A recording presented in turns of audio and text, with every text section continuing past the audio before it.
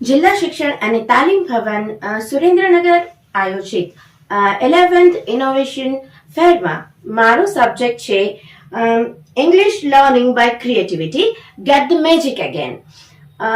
જ્યારે મારી શાળામાં હું જિલ્લા ફેરબદલીથી આવી, બાળકોમાં ફોર ઇંગ્લિશ લેંગ્વેજ સ્કિલ્સની અંદર મને ઘણી બધી કચાશ જોવા મળી. સૌથી પહેલા રાઇટિંગ સ્કિલની અંદર જે છે એ root letters, ground letters and sky લેટર્સની સમજ ઓછી જોવા મળી. એના કારણે એની રાઇટિંગ સ્કિલમાં ઘણી બધી ક્ષતિઓ જોવા મળી.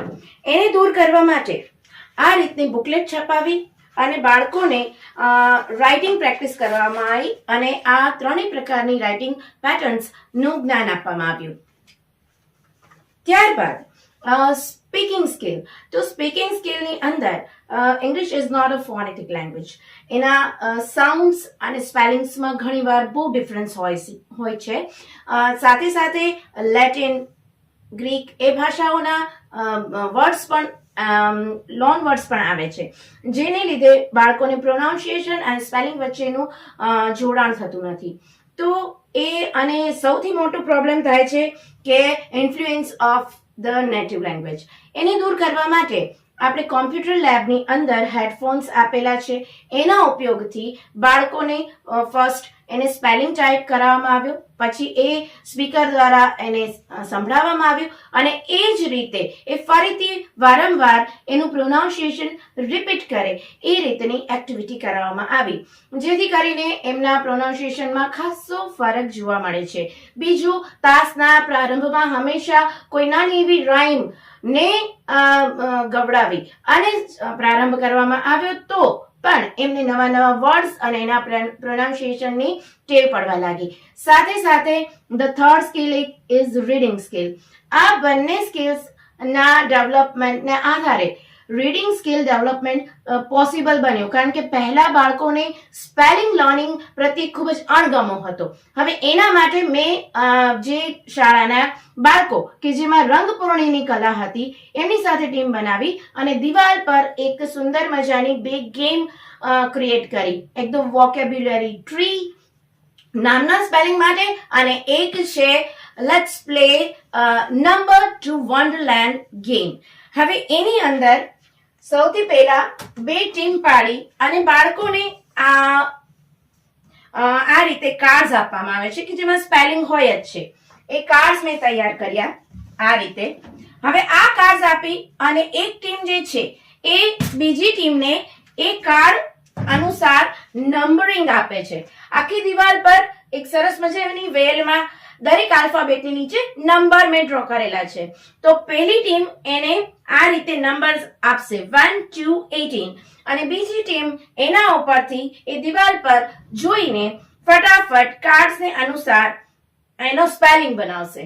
હવે આવી રીતે અને એ સ્પેલિંગ જ્યારે બનાવી લે પછી એના ઉપરથી એ ટીમમાંથી એક વિદ્યાર્થી એનું વાક્ય બનાવશે. આમ વારંવાર આ સ્પેલિંગ્સ નો આ રીતે ઉપયોગ થવાથી એ લોકોને સ્પેલિંગ લર્ન કરવાનો જે કંટાળો હતો એ સુંદર રીતે દૂર થયો અને બાળકોમાં ખૂબ જ ઉત્સાહ નિર્માણ થયો ઇંગ્લિશ લર્નિંગ પ્રત્યે. આ રીતે writing, listening, speaking and reading ચાર સ્કિલ ઉપર કામ થયું. પછી for the by product of this activities દિવાલ ઉપર જે આ રંગકામ કર્યું બાળકો સાથે, એનાથી ચિત્ર વિષય પ્રત્યે એમને બિલકુલ રુચિ ન હતી. એ રુચિ જાગૃત થઈ અને રંગોત્સવ સેલિબ્રેશન મુંબઈ ના ચિત્ર કોમ્પિટિશનમાં એમણે પાઠ લીધો. એ પાઠ 108 વિદ્યાર્થીઓએ લીધો. એમાંથી 38 વિદ્યાર્થીઓને gold medal, silver medal, bronze medal એ રીતે મેડલ્સ પ્રાપ્ત થયા અને સાથે સાથે આ પ્રકારના સર્ટિફિકેટ્સ પણ પ્રાપ્ત થયા છે.